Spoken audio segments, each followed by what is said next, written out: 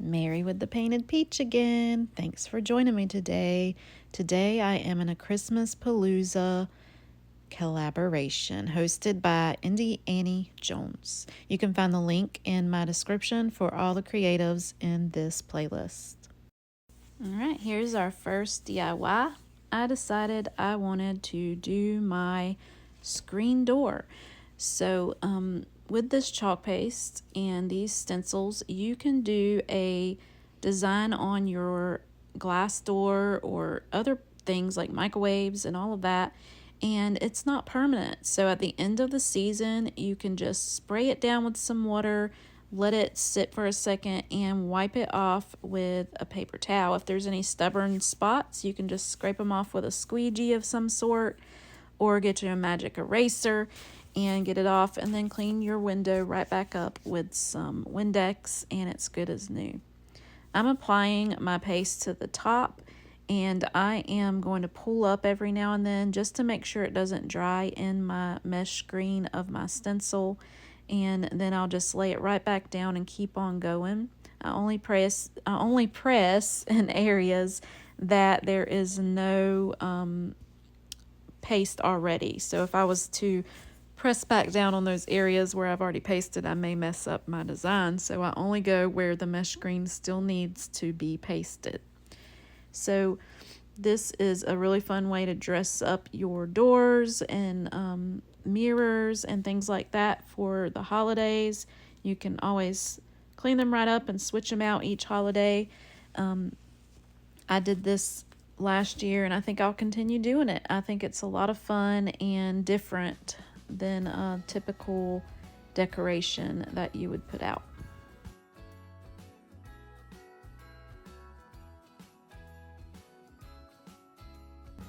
And here's how it turned out. I really love it. I ended up putting some green behind it just so it could stand out a bit more. I did that on the inside of the door so that it had kind of like a 3D effect.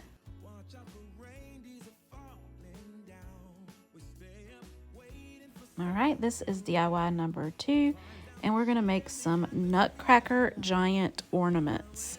You can make these into ornaments, you can put a little stand on them, or use them as mantle decor, whatever you like. These were releases from last year that I did, I believe, and I just love them. I still put them out, and I think they're super cute. So I'm just cutting on the lines of my stencil to make it easier, and then we're going to use some of the chalk paste to cover the whole surface of the Nutcracker before we use our stencil.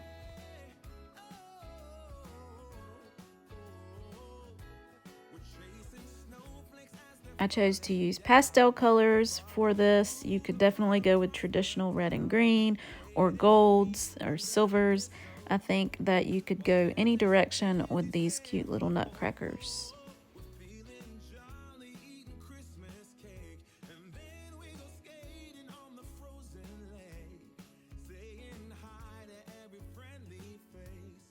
Now I'm just adding a little bit of surface wax because when you put these sticky stencils on here, sometimes they can pull up the paste or the paint that you put on the background. And then I'm making sure I add a little bit of fuzz to these as well. That also helps it not be so sticky that it will pull it up. Then I'm going to use a color that is a little different than the one I used in the background, just so that we can have a contrast for the stencil itself.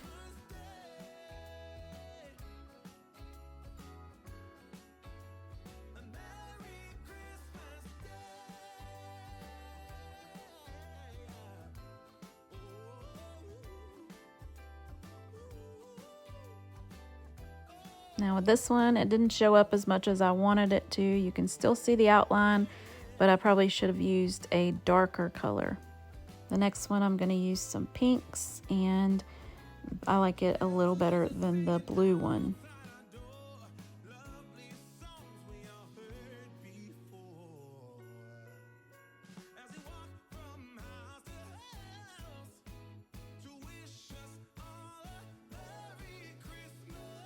Let me know in the comments, do you decorate with nutcrackers? Are you a traditional decorator? Do you go with whatever the in thing is for the season? Or do you just use the same decor each year? I'd love to know how you decorate for the holidays.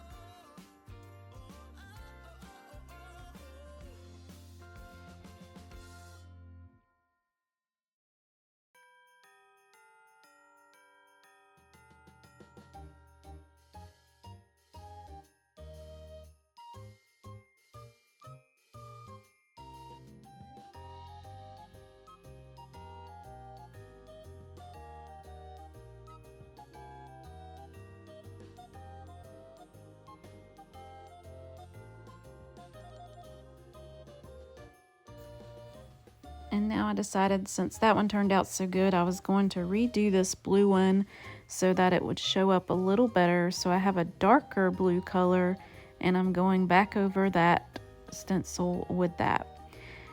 You can reuse these stencils without washing them in between, and just clean them at least every 3 times you use them. Make sure you clean them right after you're done with your projects. That way the paste doesn't get stuck inside the mesh screen. I've got 2 more to do, and I'm just going to skip right over them, and I'm going to show you how they all turn out in the end. Now I have this little hole puncher that is made for these surfaces, and I'm just punching holes in the very top of each of the nutcrackers. That way I can hang a piece of jute or string or ribbon or whatever I would like to hang these on my actual tree. If you don't want to use them as giant ornaments, then you don't have to. You can use them in a different way. I just thought these would be super cute on a Christmas tree, especially if you have a big tree and you like to use big ornaments. Now I'm just adding the jute in to hang them with, and they turned out so adorable.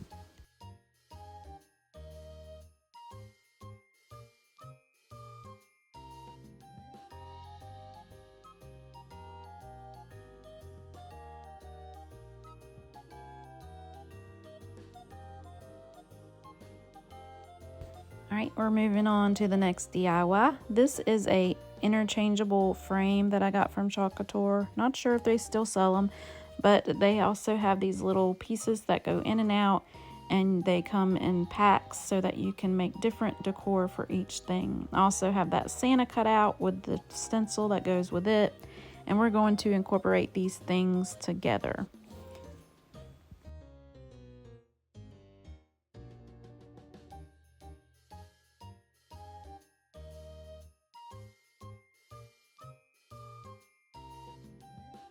This surface that comes with this frame is made for these stencils. It's kind of a slick surface, so it doesn't pull up like regular paper would tear.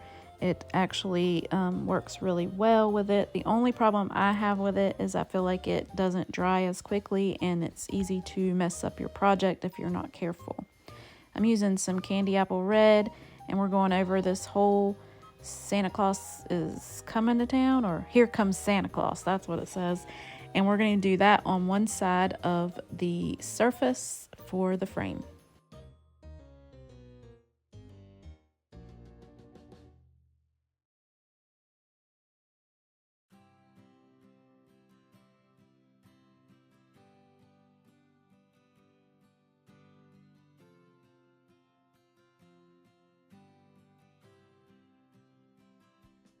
And while that one is drying a little better, we're going to do our Santa Claus surface with our stencil and make him so he can stand on the side of the frame.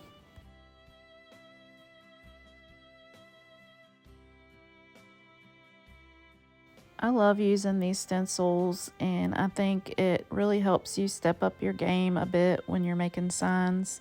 I do like making them without the stencils as well, but if you are a creator and you actually sell items, this will definitely help your flow of work and get you going in the direction and time frame that you need to get ready for the holiday vendor events and things like that. I'm doing Santa in black and white. I thought it would be super cute to have him just in black and white, something a little different. You could do traditional colors if you did this, but I thought he was amazingly vintage looking with the black and white.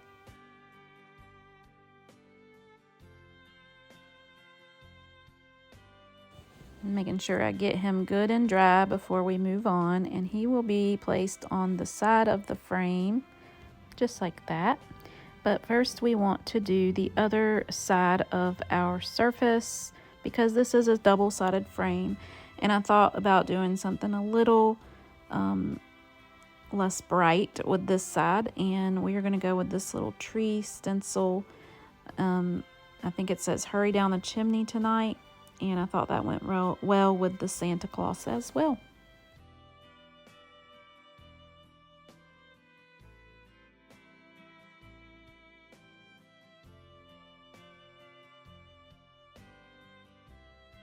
You don't have to use the whole transfer when you create these things. You can use pieces of it, you can cut them up, you can do whatever you want because you know what? You purchased it, you have the idea of how to use it, and I think that you can make it however you want. Here I decided to go ahead and pull it up and do that part, and then I decided I do want everything on there. So I pulled up the transfer a little bit, and I wanted to get "Hurry Down the Chimney Tonight" all on there, and then I decided to go with red. So here I'm adding the rest of it. I just covered up those trees so I didn't mess them up, pulled it off, and here we go. Super adorable. Giving it a good dry, and then I'll show you the finished project.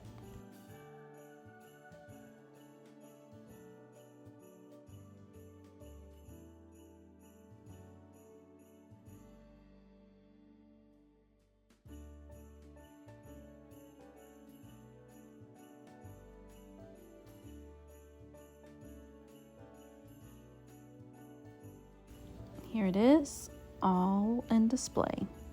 Here is our next DIY. I have this Dollar Tree sign that I've painted over, and I have this printout from the internet of a free music sheet. I'm just going to use this, tear the edges, rough them up, and we are going to Mod Podge that onto this sign and create a beautiful Christmas sign for display for the holiday season.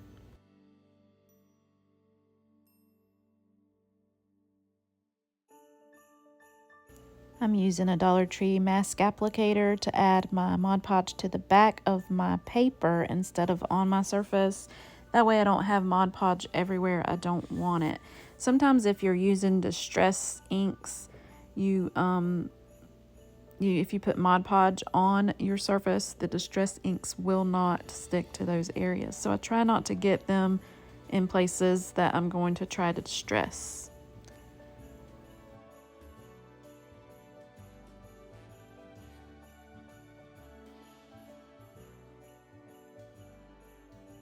Away in a Manger is my favorite Christmas song.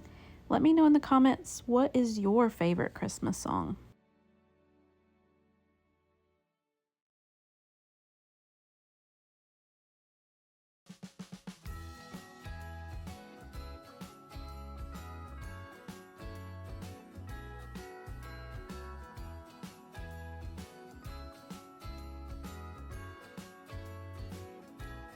Jingle bells ringing in my ear.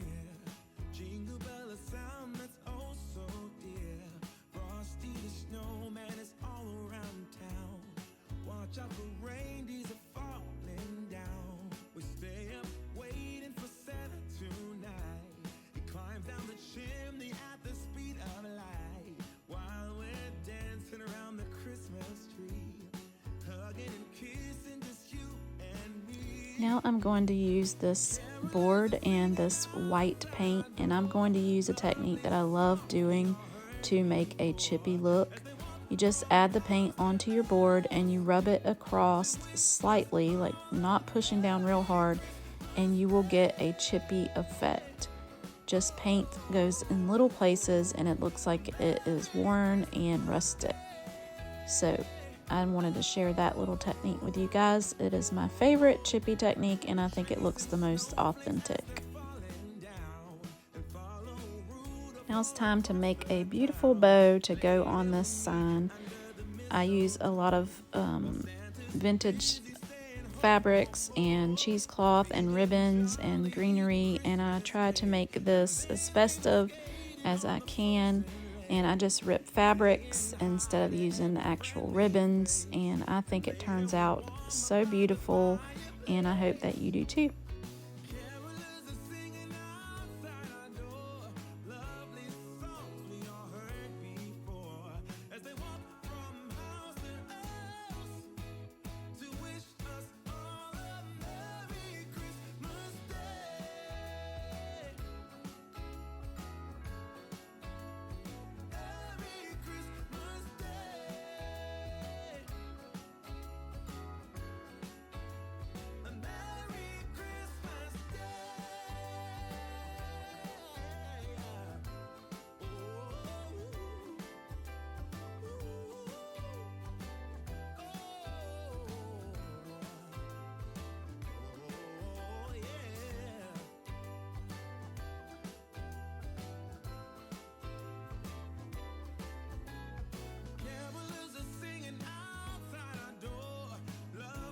Now we're just going to add our greenery and our bow to the top of the sign, and we'll be ready to display this for the holiday season.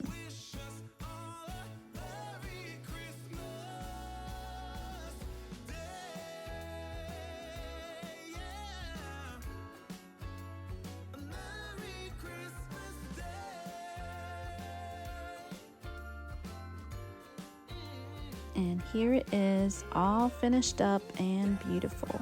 Let me know what you think. I decided I wanted to make a matching ornament.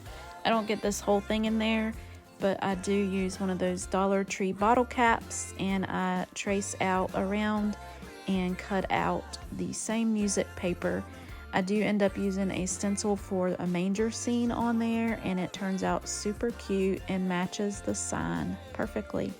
Let me know what you've used these bottle cap ornaments for.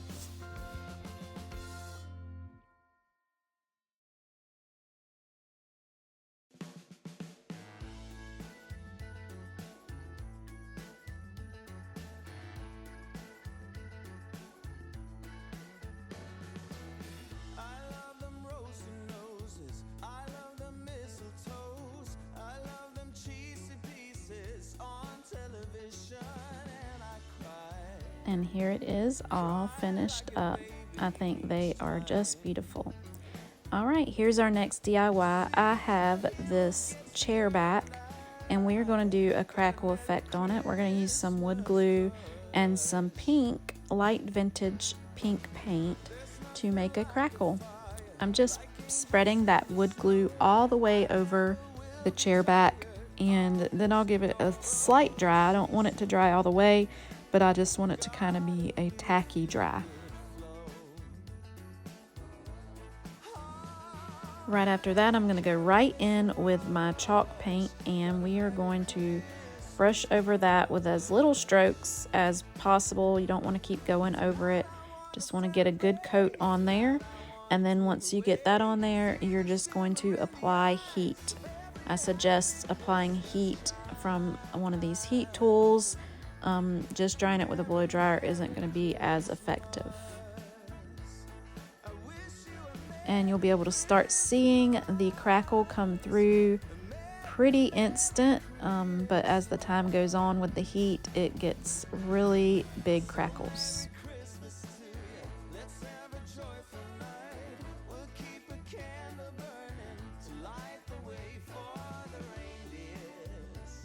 And I really love the crackle effect on this Chairback. Now we're going to take some rice paper. This is rice paper I printed out from some Etsy designs, and this is a pink Santa, and I thought that would be perfect. I did add a little bit of tan paint behind where the Santa's going, just because when I was putting them on there, he was awful pink.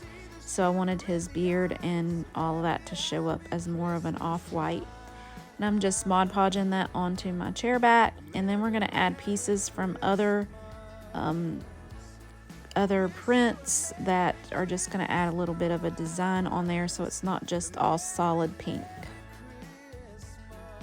I'm just going to keep building up until I have it the way I want it, and then we're going to add some embellishments.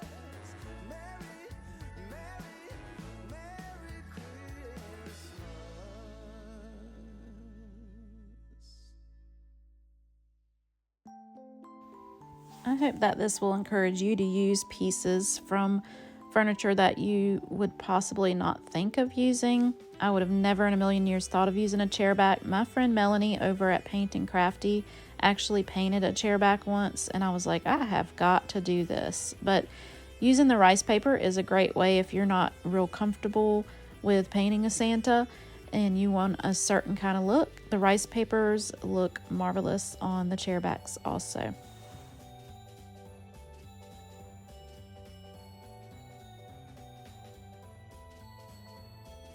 Now it is time for some embellishments. I'm going to wrap those ends with some twine. They're a little bit unfinished and I wanted to give them more of a finished look. So that's what I'm doing with the twine. And then we're just going to add some embellishments to the top of this as well. And I also wanted to add a little bit of snow to it. So we're going to keep embellishing this up. I'm adding a little bit of burgundy type colored paint paste right now just to outline that bottom a little bit.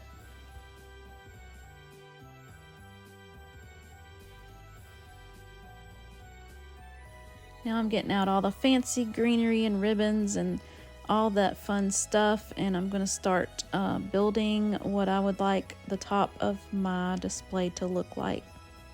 As I was doing this, I thought, how cute would it be to have a train on the back of this and it be sitting at the bottom of your Christmas tree and looking as if it is driving around the tree. I thought that was a very cute idea as well. So the next time I have a chairback, I may just be doing that.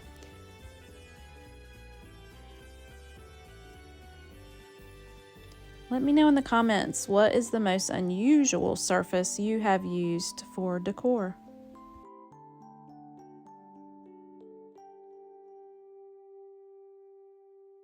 I'm grabbing out my baking soda and I'm going to mix it in with some of my spackle.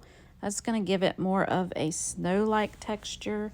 And I'm going to add that all along the top brim of my piece so it looks like it has been snowed on.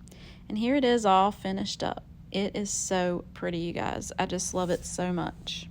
Today's collaboration is a part of the Christmas Palooza with Indie Annie Jones. Check out the link in my description for all the amazing creatives that are part of this playlist and get some Christmas holiday inspiration for yourself. I would like to ask if you love this video or any of my other videos and you get inspiration from me, that you would give me a thumbs up, subscribe to my channel, and hit that bell because you'll never miss a thing. And as I always say, stay peachy. I'll see you in the next video.